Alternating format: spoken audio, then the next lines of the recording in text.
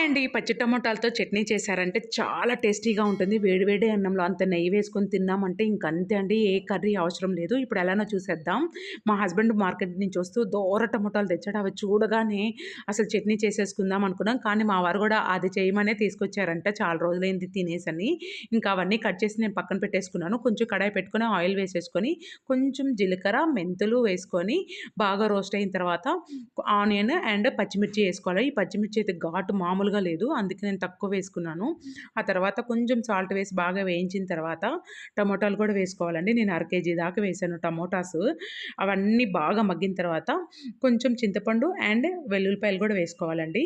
అవంతా బాగా మగ్గిన తర్వాత లాస్ట్‌లో కొత్తిమీర వేసుకోవాలి. బాగా చల్లారిన తర్వాత టేస్ట్‌కి సరిపడా సాల్ట్ వేసుకొని ఇంక మిక్సీ ఏసుకోవడం. మిక్సీ కూడా జస్ట్ అట్లా క్రష్ చేసుకున్నట్లే వేసుకోవాలి. మరీ పేస్టాలు కాకుండా ఇంకంతే. వేడి వేడి అన్నంలో తిన్నామంటే బ్లాస్టే. వీడియో